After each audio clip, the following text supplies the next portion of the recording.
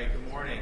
Welcome to the Monroe County Emergency Operations Center. I appreciate the media for all being here today to hear an important update from our government leaders and our responders here on the impending weather event and the impact we think that's going to have over the next couple of days, your government's response to that impact, as well as to hear an update about the water issues that we're experiencing, water main issues that we're experiencing in the City of Rochester. So I'm actually going to start by turning this over for an update from my colleagues in the City of Rochester, the Mayor, Malik Evans.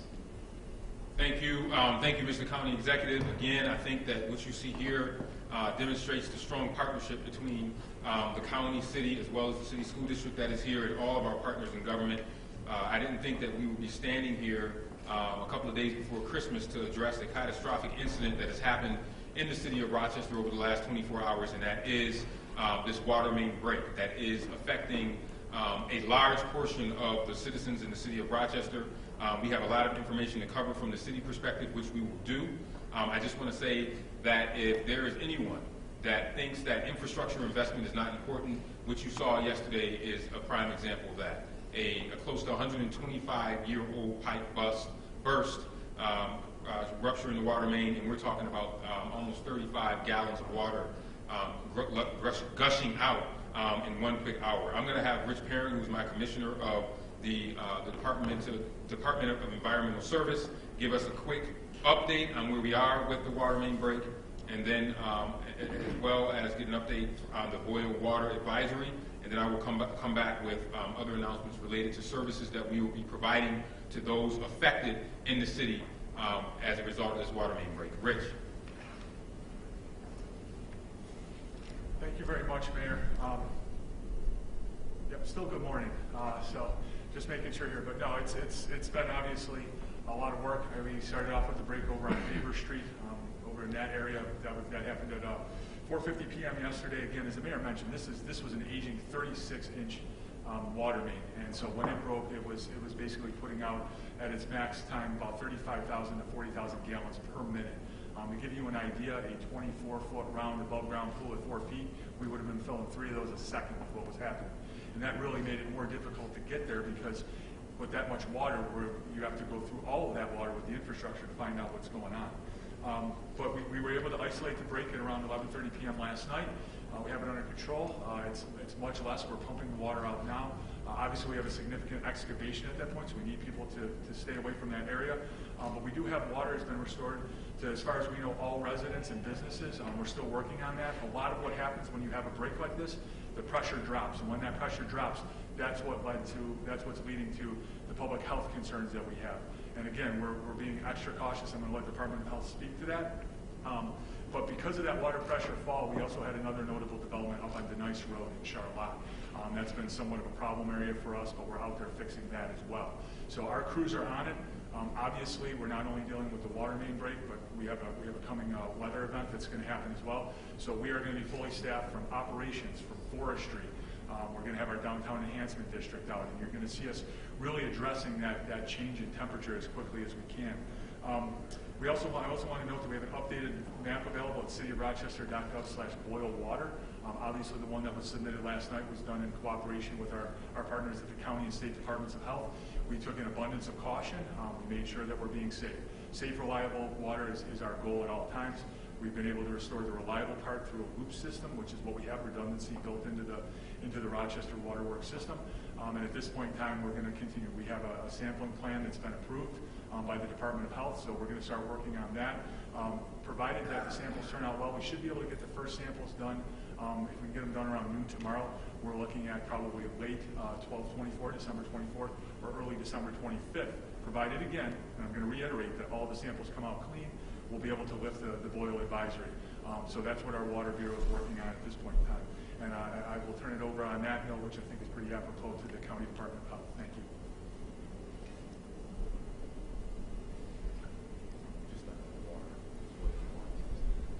Good morning, everybody. Thank you for being here. As you heard earlier, we are taking an abundance of caution to make sure that everybody has safe and reliable water throughout this holiday period. This is unfortunately not the first time we've been through a boil water advisory, certainly nothing of this magnitude in recent history. But our team at the Health Department stands ready to answer any questions. Please look at our website, monroecounty.gov/health, for some helpful tips on how to manage the boil water advisory. But with that, I will turn it back over. Thank you, and we want to encourage everyone to please make sure that you follow all of the health advisories until the time that is necessary for us to lift those advisories. As you know, we have this major weather event that is also a part that is coming on the edge of this large storm, which the county executive will get ready to talk about. And for us in the city, this is a major event because it could not allow people to lose power in addition to having also the water challenges that we have. And so because of that, I will be declaring a state of emergency in the City of Rochester starting at noon today. This gives me the ability to be able to do things that are necessary in order to make sure that we are able to protect the residents of the city. Like I said, something like this has never happened, where you had a catastrophic water main break, and I'm sure all of you have been covering the news on this once-in-a-lifetime storm that they're calling it. We have to take that very seriously, so that is why we are going to have to, that is why I'm declaring this the state of emergency, because of the risks that are involved. We may not need to use a state of emergency, and I pray that we won't need to, but out of an abundance of caution, because of what happened with this catastrophic water main break, and because of this impending storm that is set to blanket a lot of the country, and because of the vulnerable citizens of Rochester, we will be declaring a state of emergency. The other things I want to mention before I bring up the Rochester School Superintendent, Carmen Paluzzo, who will have an announcement about schools, is that today, starting at 12 o'clock, we will provide pack-and-go lunches at 1 p.m. at all of our R centers, and tomorrow from 9 a.m. to 6 p.m. we will provide the exact same things. I want to thank FoodLink. FoodLink is absolutely a great partner, as well as the Rochester City School District, in enabling that many of our students who depended upon lunch, they were going to depend upon lunch today and tomorrow, but they are not going to be in school, so we want to make sure that they get the nourishment that they need and that they also have a place to go. So our rec centers will be open. Usually they're open at 2 o'clock, but they will be opening starting today at 12 o'clock, and lunches will be available at that time. And tomorrow, again, we will open up our rec centers at 9 a.m. and keep them open until 6 p.m. to provide meals for folks. So that will be there. I want to say that this, again, just commenting on the state of emergency, this allows us to have fast action. If we need to open up more shelters in the city, it gives us that ability. If in the event that people may lose power tomorrow, it allows us to be able to respond on that as well. And before I turn it back over to the county executive, I want to ask Superintendent Carmine Paluzzo to come up and just comment on the school issues as it relates to the Rochester City School District today and tomorrow. Mr. Superintendent. Thank you. Thank you, Mayor. Good morning. So, as you know, yesterday I made a decision to close our schools for today, and appreciate the mayor and his team for the constant communication he provided with the district. We started with a few schools without water, and then continuously expanded throughout the night until when the boil water advisory was put into place, we thought it was in the best interest for our students and families to close the district today. Pending what we're going through with the water and the boil water advisory, and as well as the wet inclement weather that is heading our way, we will be closing the district tomorrow, Friday. We will have no school tomorrow for Rochester City School District students. So I once again want to thank the mayor and the county for including us in this conversation to make sure that we're ensuring our students, our staff, and families are safe. Thank you. Thank you. Before I turn it over to the county executive, again, I believe in teachable moments, and this is a teachable moment for all of us that live in older cities. I want to echo that water main was 125 years old. We just had a bipartisan infrastructure bill that was passed. That is an example of why the city of Rochester County and Monroe needs to make sure that we get a good sizable chunk of that. As people know, I have made infrastructure a major investment. But that is People's Exhibit A. I'm not an attorney, but that's People's Exhibit A as to why you have to invest in infrastructure. I know people complain about what's going on State Street, but guess what we're doing there? We're replacing water mains that are almost that exact same age. So this is a major issue. You see the effect of what happens when you aren't keeping up with infrastructure, and you have old structures. So look at this. It's affected schools, it's affected businesses, and then it's coming in to collide with a storm. I cannot stress how important it is that all of our levels of government, particularly state and federal, take a look at this as a teachable. It happened in Rochester, it could happen anywhere else. It is why we must have a strong investment in infrastructure practices. It's why you'll see it in my capital improvement plan, but we need a lot more because there's a lot of more aging infrastructure, not just here in Rochester, but around Monroe County. And with that, I will turn it over to a great partner in government. We were supposed to be wrapping Christmas presents, but we're here. The county executive, who has been absolutely gracious for hosting us here, and his team has been an absolute amazing partner through COVID, through now this issue that we're dealing with, weather. We can't do this without the collaboration that you see here, and a lot of that collaboration is due to County Executive Adam Bello. So, Adam. Thank you, Mayor Evans. The mayor is absolutely correct. The collaboration that we have between all our levels of government is critical, especially as we prepare for emergency situations like this. And I want to thank the mayor and his team. We've been in constant communication and again, collaborating on our response here. A lot goes into this. And to make sure that the public is aware of the actions that we're taking and the recommendations that we're making so that people can be healthy and safe. For my county team, I have Rich Tantillo, the Director of our Public Safety, Tim Henry, who is the Director of the Monroe County Office of Emergency Management. You heard from Dr. Mike Mendoza, and I also have with me today Andrew Moore, the Director of the airport. And we're going to discuss with you the county's preparedness for the impending winter storm that we're going to see here tomorrow. The National Weather Service is telling us what the region will experience tomorrow is going to be a once-in-a-generation storm due to both the wind severity and the duration of the storm. We're under a winter storm warning from 10 a.m. tomorrow through 7 a.m. on Christmas Day.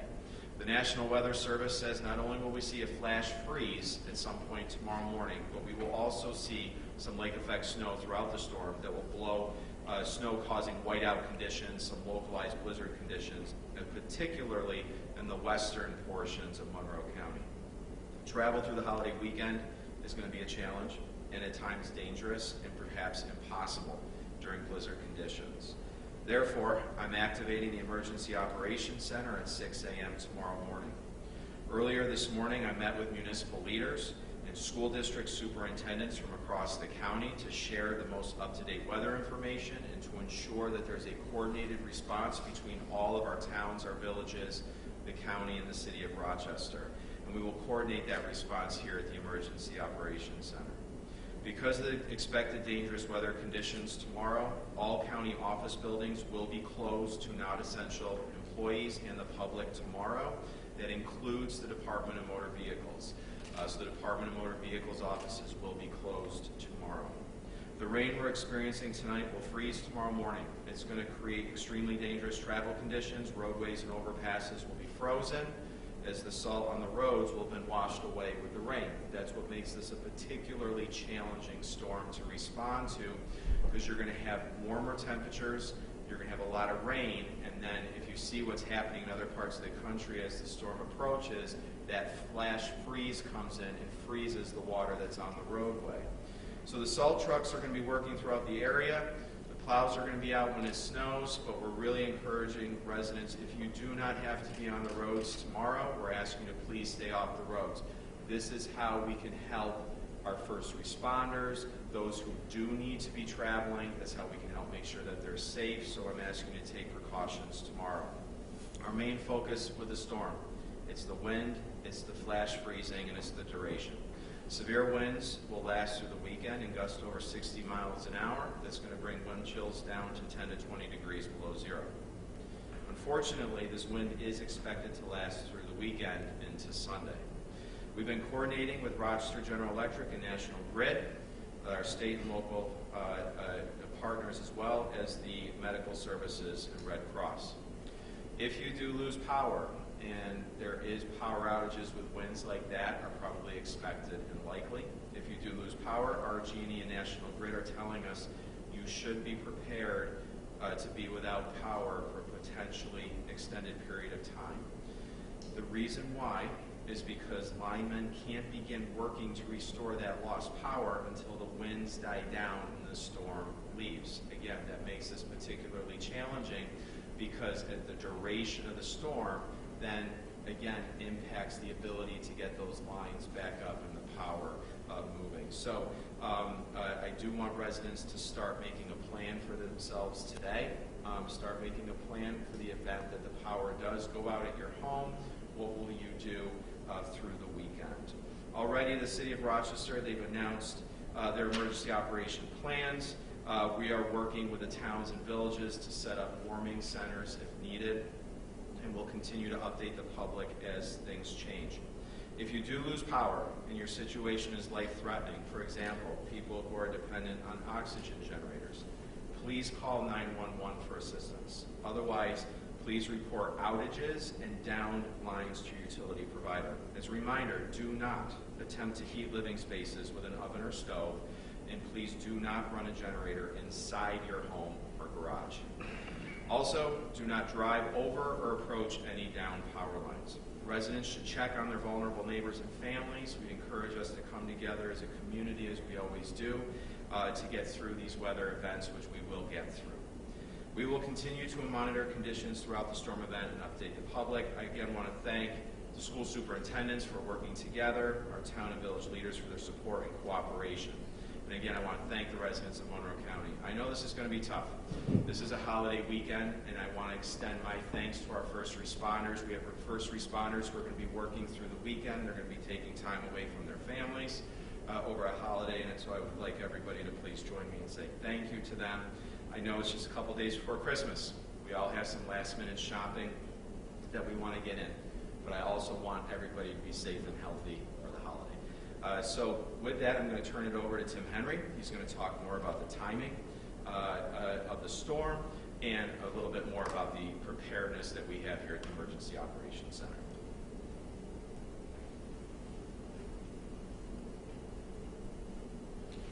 Thank you, County Executive Bello. I'm going to add a little level of granularity to a lot of the information that both the County Exec and the Mayor has brought forward. Again, this is going to be a tough weather situation. We're not here to scare anybody. We're here to inform.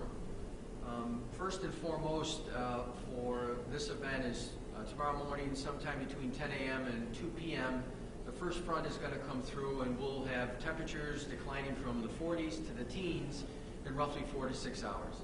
As the county executive described, that's going to be a flash freeze, and any of the rain that has fallen overnight on both roadways and sidewalks are going to generate a significant issue both for wheel travel as well as pedestrians. Hence the recommendation to school district superintendents on their thoughtful opening decisions or not for tomorrow. That's also going to be an issue for bridges. So as County Executive said, we're giving warnings to any of our emergency responders during that 4-hour period or until such time that the treatment on the roads take effect. It's going to be slippery conditions out there. Secondly, along with the cold front coming through is significant uptick in winds from 35 miles an hour with gusts to 50 to 60. Sadly, we just concluded a call with National Grid and Rochester Gas and Electric. Their modeling says that there's going to be widespread outages. They brought in as many crews as they possibly can, given the staffing issues across the state and as well as the seasonal issues. Again, as the county executive said, we should expect to start seeing during the day tomorrow power outages. If you have health conditions or issues that require you to be on oxygen, again, those are situations to call 911. If not, follow the NYSEG and Rochester Gas and Electric and National Grid process to file those complaints. Please don't overwhelm 911 with reporting power outages multiple times. In addition, overnight we'll have another cold front come through, an Arctic front that will drive temperatures down further into single digits, again bringing challenges to any of the restoration efforts that will take place. It is highly unlikely that both at night And when winds exceed 35 miles an hour, and when wind chills get down into the negative digits, there will be any kind of restoration effort by Rochester Gas and Electric or National Grid. There is going to be a high level of anxiety, right? It's a holiday season. You may have visitors to your house, and you may be hosting a party that you're not going to be able to host because power is going to be out. Expect the worst and hope for better times here with restoration, but these are going to be challenges. They're not excuses, they're the facts. It's the reality that we're dealing with. In addition, with the winter storm warning, we are expecting more snow than we did 24 hours ago, and particularly for those communities in what we consider the northwest quadrant of our county. So if you live in Pittsford or Perrington, you could get 1 to 2 inches. However, if you're in Hamlin, Clarkson, Parma, and Sweden, you could be experiencing 55-mile-an-hour winds, 6 to 10 inches of snow, blizzard-like conditions. Same thing in Gates, Chile, Riga, Ogden, and Greece, estimated 3 to 6 inches. Again, very difficult travel conditions. All other locations in the county, right now we're forecasting a trace to 2 inches. So the message is, if you need to travel, expect significantly changing weather and travel conditions as you travel across the county, depending on your location. Lastly is the wind chill. Again, if you need to be outside, if you're working outside, if you're traveling outside, please bundle up, take care of exposed skin, particularly in negative or single-digit wind chill conditions. Again, we've been through situations like this before, but never with a combination of, and I'll say never, probably back to the late 70s is what the National Weather Service is comparing this to.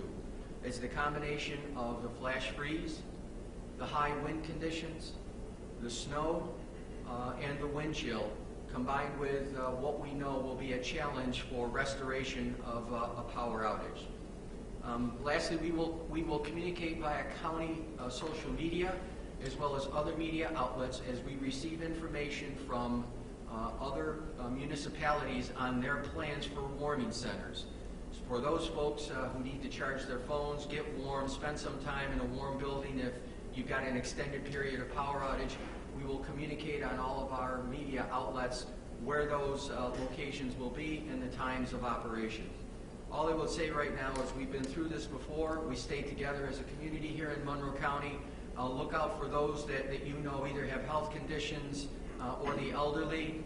It's the season to care.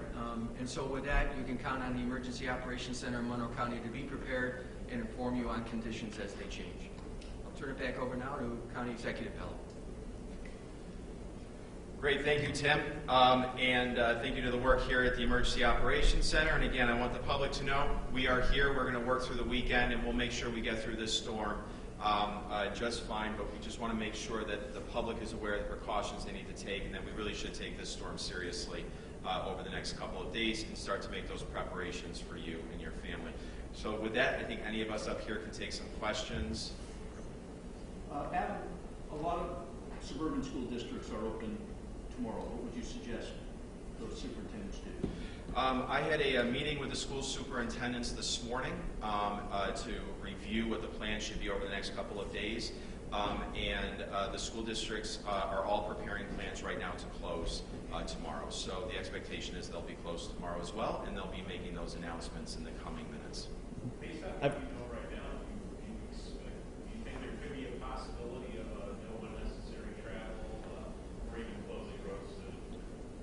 So we're going to have to, that's why we're all going to be here at the Emergency Operations Center.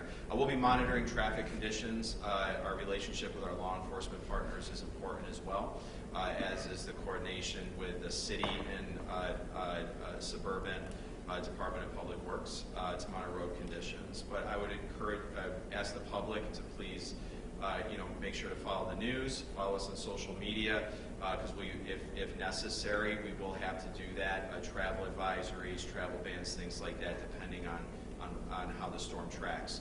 One of the important things that we noted here is that where you are in the county could have a very, very vastly different experience with this storm.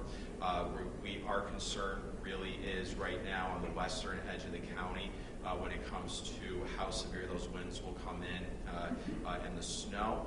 But that may not be for other areas of the county, so it all depends. So I'd ask people to please, stay informed through social media and the news. I have a question for Dr. Mendoza, if I may, sir. In regards to the boil water advisory, what kind of health risks would people be at if they did not boil their water? They didn't know the advisory was in effect last night or this morning. What should they be on the lookout for? And can you also just explain what's in this water if right now if people are not boiling it? Well, as you heard earlier, the concern here is when there's a loss of water pressure, there is a chance that microbes from the surrounding immediate environment could get into the water. Right now, we have no evidence to say that the water is unsafe, so what we are encouraging, though, given the risk, is the boiled water advisory, which you've read about. The typical microbes that we'd be concerned about are bacteria, viruses, certainly other pollutants, but the primary health risks are related to gastrointestinal illnesses. So if somebody has nausea, vomiting, diarrhea, or the like, we ask that people contact their healthcare provider if they have any questions. But again, if we follow the boiled water advisory, as you heard, it will be in effect at least through Saturday. We anticipate no real problems as long as people follow the boiled water advisory. Mayor, question for you or Rich. Do you have any idea what would have caused the water main break? I don't think we know yet, Rich. But I mean, there's a lot of factors. I mean, you have the age, and I'll let Rich weigh in here. You have the age of the pipe. You have changing temperatures that go up and down. But again, almost 125-year-old pipe. I think its 125th birthday would have been 2024. So this is a very, very old pipe. Rich, You covered. Yeah. So that's what it is. We have to do something about old pipes in our communities, not just in Rochester, but across the country. And that's why infrastructure investments are so very important, because we see it has real damages, and it makes it even more difficult when you have this weather event coming up, and the fact that now we have a large portion of the city, as you can see on that map, that need to boil their water. And Mayor, without power, if we lose power, some people have electric stoves. I mean, they can't boil water. That's exactly, and that's why I declared the state of emergency, because we want to make sure that we have ample opportunity and space for people to be able to come to places where they can be safe and healthy. And the storm complicates that, so that's why in the city of Rochester we are activating the state of emergency. Can you even venture a guess? I'm sorry, 1 second. Go ahead. Second. Can you even venture a guess as to how much that would cost to replace the infrastructure that needs replacing? Well, I can tell you already, just for all the pipes that we're trying to replace within the city of Rochester, that's a $200 million investment as it relates to our lead program. And then the other ones, we're doing them as we can. For example, if you go down State Street, you guys have reported on some businesses and individuals being upset about the construction on State Street. Well, we are replacing pipes that are over 100 years old on that street as well, so we can prevent more of these incidences. Most of the time when you see a water main break, it might be, could be a weather, could be something like that, but we have old infrastructure in our city. We are an old city back there. I know there's a designated area for the water boil advisory. Should people on the border of that area or a little bit outside that area be concerned as well? I'm going to let a health professional answer that question. So the boil water advisory boundaries were decided in conjunction with the state health department and our department. We ask that you follow the guidelines. So if you're outside that area, there's no need to take the additional boil water precautions. But those who are in that boundary should follow the advisory. Are you asking for a friend? All I would say is, if you're right on the border, then you might as well take precautions. But if you're outside the border, you do not need to. Doctor, so if I boil my water, then can I let it cool again? Or tell people what boil water advisory really means, I guess. Right, so we ask that you bring the water to a boil, a vigorous boil, the bubbling and so forth. Let it boil for a minute at least. And then depending on what your needs are, let it cool. And that includes preparing vegetables, washing vegetables. Think about the ice in your refrigerator that comes from the water. Be thoughtful about where the water is coming from. Think also about your pets. Pets should also be using boiled water for their consumption needs as well. Rich, what kind of time frame is Public Works of Rochester working with in regards to trying to finish, or Mr. Mayor, what type of time frame is Public Works working against to try to secure the scene where this pipe busted? Because I imagine if we've got temperatures in the teens, the pipes could be exposed and freeze. They've been working overnight. They've been working nonstop. I'm sure some of them have not slept. This has been an all-night, all-day, hands-on-deck option. So I know people are. I even heard someone came in on their birthday, right, to come in and work. These folks in Public Works are really working overtime to try to get this repaired. Are they able to secure the scene before the freeze gets here? What are you working against as far as time and the winter storm getting here? I'll let Rich take that. No, right now we have it excavated, and so it'll be significant, but the main thing was just to stop that water from coming out of it, which we have. I mean, we haven't stopped it completely. We have 4 pumps out there right now. We had to close 9 valves. But at this point in time, we're going to work through as long as we can. But at this point in time, there's really not going to be much more of an impact or effect on that particular pipe because it's out of service and we're making the repair. As I noted, we've already got redundancy in our system, so those loops are providing water to all of the houses that were done by that. As Dr. Mendoza mentioned, and the question was asked about the areas, we have separate areas that are served by our various reservoirs. So in this case, we were able to, again, loop it around, but still same reservoir, hence the need for the boil advisory and that under those particular boundaries. Speaking of Public Works, your road crews, what are they doing in preparation for the storm? Yeah, absolutely. I mean, and you have to remember that with the temperatures we're talking about, salt is only good to a certain temperature, and we can have treated salt as well.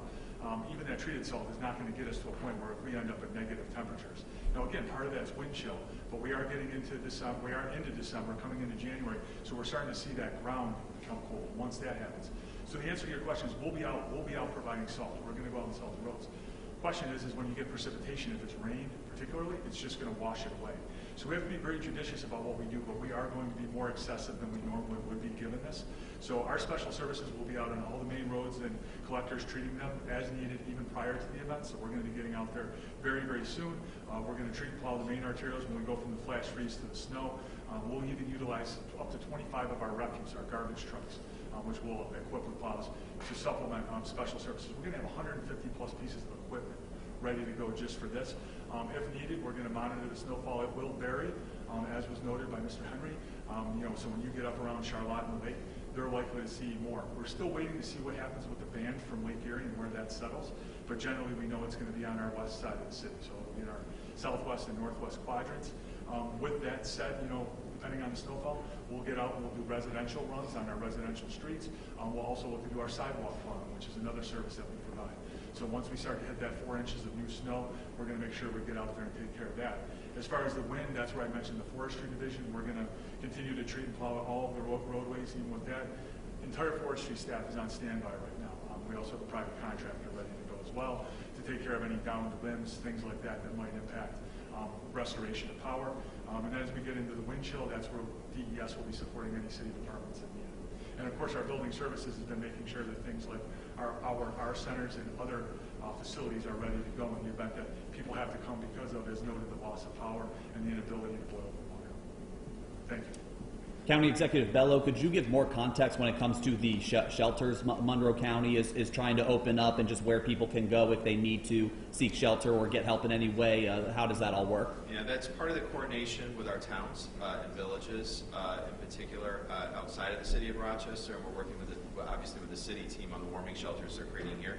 The situations are a little different. One is which there's a particular issue here in the City of Rochester because of the boil water advisory, and like it's been noted, the power is out when you have an electric stove. That makes it much more difficult to boil water. So those arrangements are already underway. This morning we spoke to the town officials, and we are working with them to put those plans in place. We did the warming centers last year, if you recall, during the wind events that we had. It was last December, and then late into the winter season, a couple occasions we set them up. So we have a plan in place to do that. We partner with the Red Cross to do that as well. So as those are necessary and needed, they will come. Obviously, it's one of the biggest travel weekends of the year. It is. Andy, I don't know if you would address this. Sure, I can have Andy Moore, the airport director, can come and talk about airport operations as well. Yeah, Sure. the impacts, if there are any impacts known right now, kind of how that'll all play out at the airport as far as our plane. Yeah, certainly with this kind of weather that's coming, there are impacts at the airport. We are starting to see delays and cancellations in our hub airports that we fly to, particularly in the Midwest. When you look at the 2 Chicago airports and you look at Detroit, there's 4 of our 8 airlines that fly to those 3 airports. It's about 20% of our total flights per day. And so we're monitoring that as we move forward. As far as here in Rochester, we're prepared. We're good at snow removal. We're good at taking care of ice. Our air crews, our airfield crews win awards consistently for snow and ice removal, and we're in good shape. I've spoken not only with air traffic control just to make sure they're okay. I've spoken with the airlines, spoken with our de-icers and fuelers out at the airport. They're contracted with the airlines to make sure they're ready to go. So I think here in Rochester we're in really good shape. Andy, how many extra personnel are you putting on this weekend? We have full crews out on the airfield ready to go. So that's where our priority is. Obviously at airports, safety and security is the #1 priority, regardless of what weather conditions are, but certainly moving into what we're seeing coming in the next couple days, 24, 48 hours, becomes a heightened awareness of safety and security for everybody at the airport. I would imagine there's a certain level of wind where flights will be canceled. Yeah, what I like to say is the airport does not control airline policies or procedures or guidelines. So each one has a different set of policies and procedures. And unfortunately, we may be in great shape here in Rochester, but the layover airport that a traveler is going to or the final destination that a traveler is going to may not be in such good shape. They may have weather conditions or something else going on there. So that's why I always recommend everybody check with their airline as consistently as they can. Download an app on your phone. That's one of the best ways to get direct and up-to-date information from the airline that you're flying with. Will your crews be working a staggered shift, or will they be working their normal shifts with normal scheduling? We've gone to 12/12s. So we've increased the amount of crews out on the airfield to handle the ramps, the taxiways, and the runways. Thank you. Thank you. And the last thing I'll add before we wrap up is, again, that app for the boil water is cityofrochester.gov/boil water. The map we put out last night, we had to do that in like 5 or 10 minutes, but we have another enhanced map. So people told me, folks on social media were saying, oh, this map isn't good enough, but we have a now updated map. So if our friends in the media could please make sure you link to that map from your website, push it out on all your social media feeds. cityofrochester.gov/boil water. Thank you, everyone, and have a great holiday season.